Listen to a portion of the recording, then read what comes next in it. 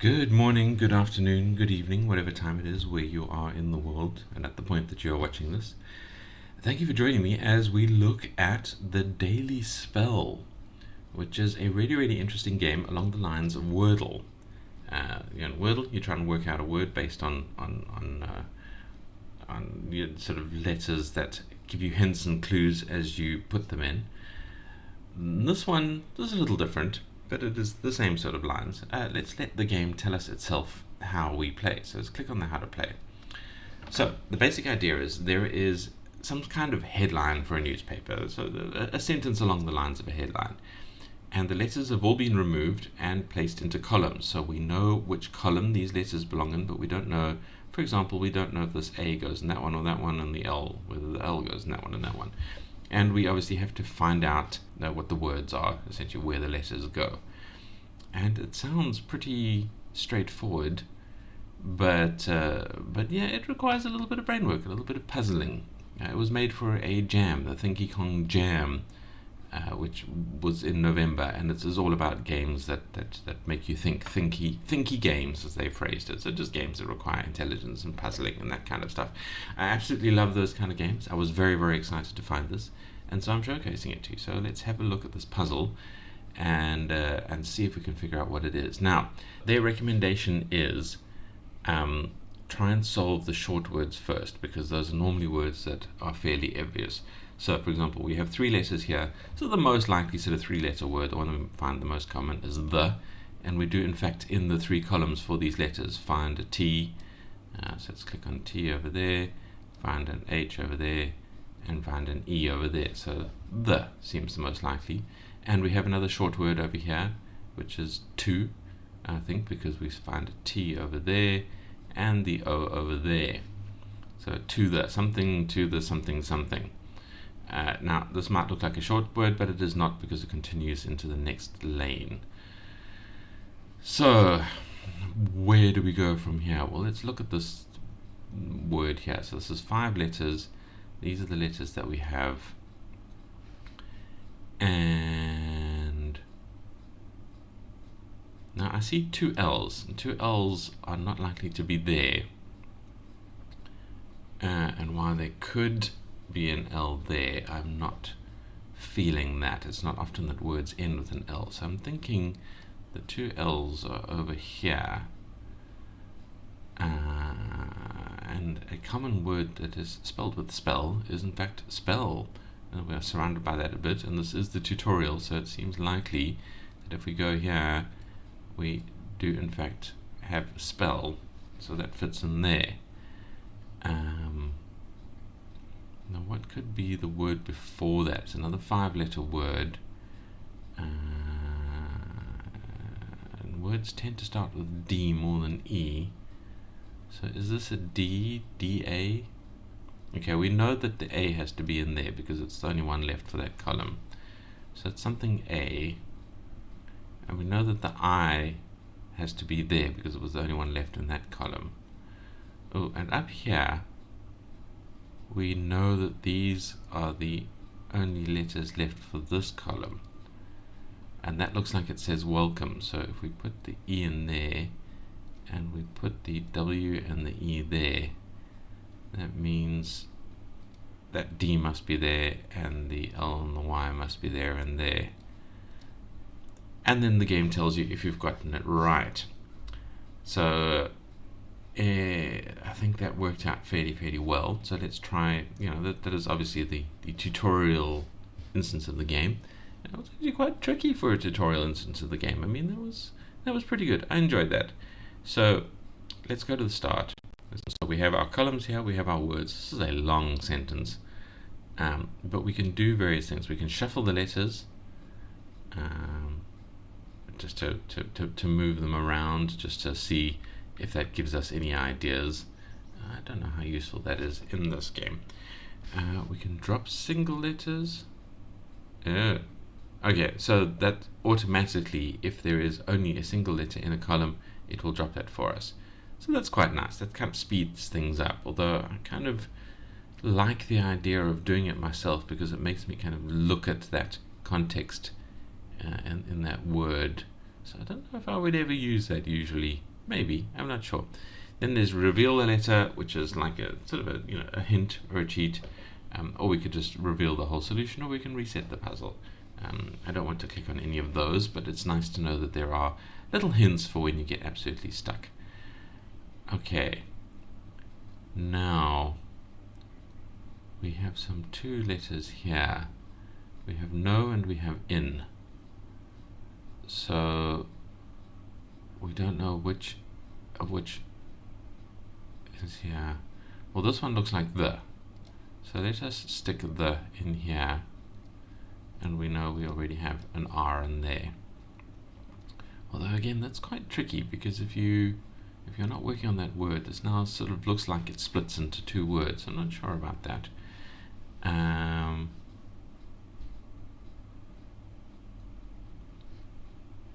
one that has just caught my eyes, there's a 4-letter word here, and it starts either with an O or a T, and I'm thinking it starts with a T because I don't know a lot of words that start with O that are 4 letters.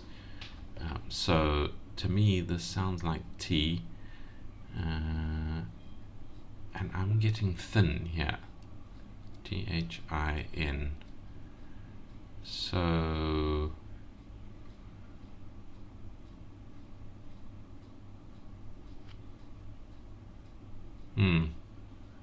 so that kind of just worked in my head. And now we have 2 words here. I mean a 2-letter word here, which is probably B. And now we have up here S-C-R. And I'm thinking this is scribe. It feels like scribe. Feels like scribe to me. And now we have O here and we have H here. B. Something scribe on thin. The. What word can we make here? What word can we have here?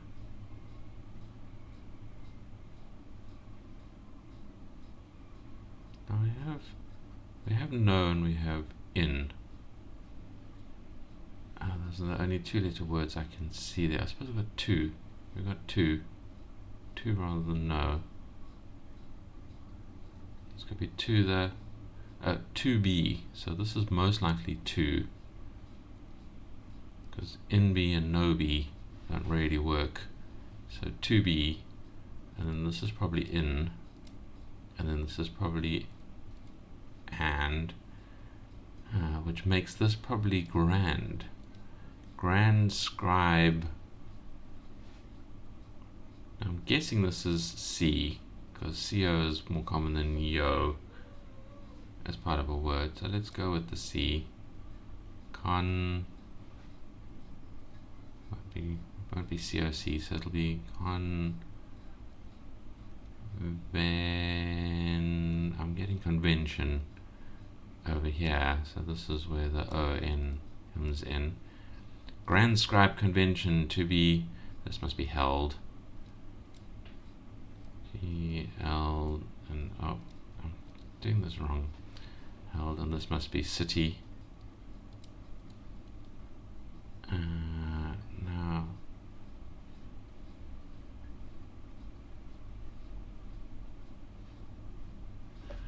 but thin doesn't work here. To be held thin.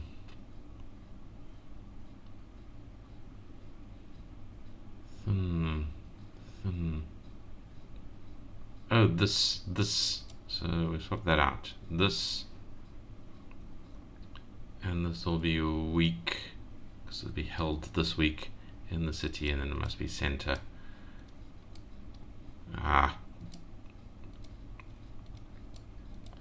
Alright, Grand Scribe Convention to be held this week in the city center. And that's it. That is the form of the gameplay.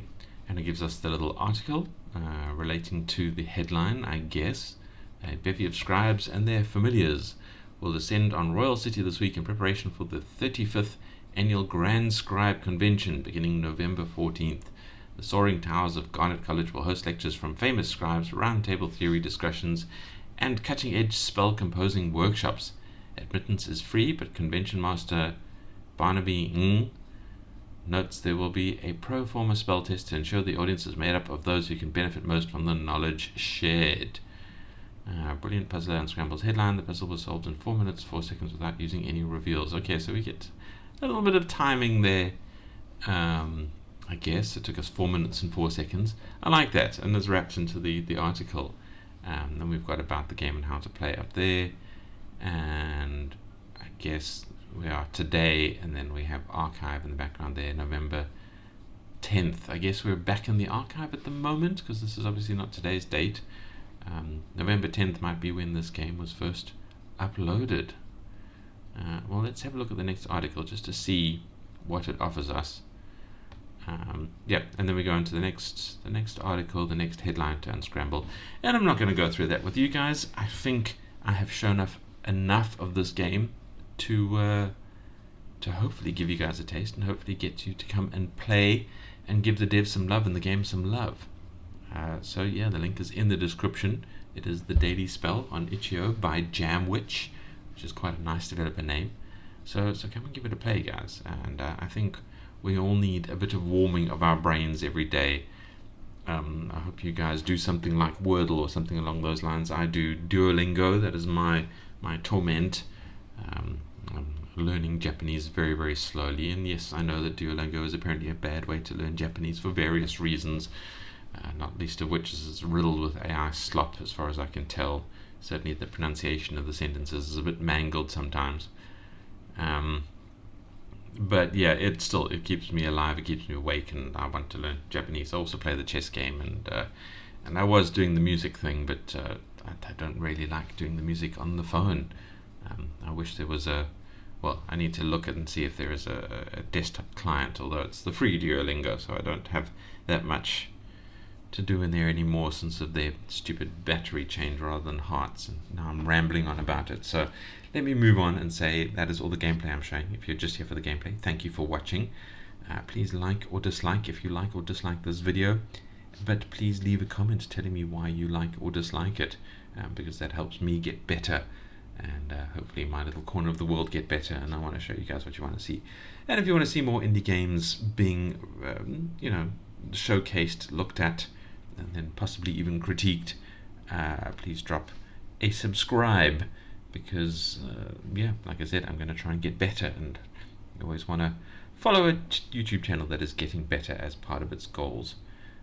So thank you for that, and even if you don't and you just enjoyed this video, thank you for watching. I do appreciate it. And now onto the critiques. I'm not going to critique this too much. First of all, the UI is absolutely fantastic. I like the way it's wrapped into the the sort of the scribe thing. Is the tutorial enough? I mean, it got me up and running pretty quickly. I don't know if it's that good for a completely new gamer. Hopefully it is. It was interesting to go through as a tutorial, because it didn't really hold my hand. It just sort of said, here's an example of how to play, figure it out. And as someone looking for a thinky game, that was absolutely fine. I had to do an extra little bit of thinking to figure it out. But if I gave this to an absolutely non-gamer friend, would they figure it out quickly? I'm not sure. That would be an interesting test to do. So, I mean, if the devs care at all about my little recommendations, I would say look at the tutorial a little bit more. Make it a bit more obvious, the very, very first, sort of game that they play through, just to show them the mechanism of the game rather than the solutions. It just felt a little too thin for me for a completely novice gamer. And as I've said in other videos, sites like itch.io are good for novice gamers because they get you in very, very easily. Somebody can send you a link and you click twice and boom, you're playing a game, so that's why tutorials are quite a major thing for me. And I also say that tutorials define the first few minutes of a game for a player, and the first few minutes sets the player's mind about how to perceive the game, how to think about the game, even if the rest of the game is good or bad. So a bad first few minutes will make the player dislike the game, even if the rest of the game is good, and a good few minutes will make the player like the game and give it more of a chance if the later game has some bits that they don't like. So yeah, the first few minutes is very, very important, and a tutorial is a fundamental part of the first few minutes of a player being exposed to a game. So always focus on your tutorials as a major starting point in your design. That is my opinion, and I hold to it. Sounds, well, there's no sound here. I could recommend things like sort of throw in a lo-fi track in the background or something like that, some kind of music, and maybe a little soft clink clink noise. Is there a soft clink clink noise? No, there's no sounds at all. Sounds are important for games. They add a layer of depth that people don't realize is important. People get more immersed by a game that has interesting sounds to it. So I would add a little sort of clink clink clink of the tiles falling, and the option to have kind of a lo-fi track in the background, and then obviously an options button somewhere that lets you go and turn sounds on or off and change the volume and things like that. That would be a recommendation for Edition, because you do not neglect the level of depth that sounds add to a game. Obviously it's not necessary, but it does add something, and it is pleasant, and it's comfortable, and it's the joys of a game. You don't have just one sense that is stimulated by a game. You have multiple, and take advantage of that. It is the power of computer games. Art, the game looks fantastic. I love the way this looks. I like the way that the tiles fall. I like the newspaper background and things like that. I think this game looks, 100% plus bonus points, full marks, fantastic. Gameplay is really fun as well. I enjoy this a great deal. I cannot explain why I enjoy this as much as I do. I wish I could, but this really tickles the bits of my brain that makes sense for me, to the point where I'm now looking at it going, oh, I want to start putting words in even while I'm talking, and it's a bad habit of mine, and I'm resisting the urge. But yeah, it's a good game when it stops me talking and drags me into play some more, and I'm fighting that urge right now.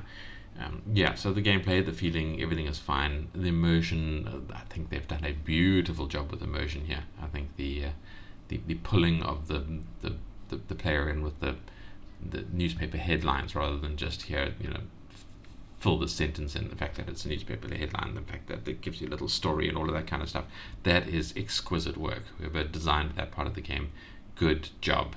I don't know if Jamwich is a single developer or a multiple. Does it tell us anything? There's interesting stuff here in the development log.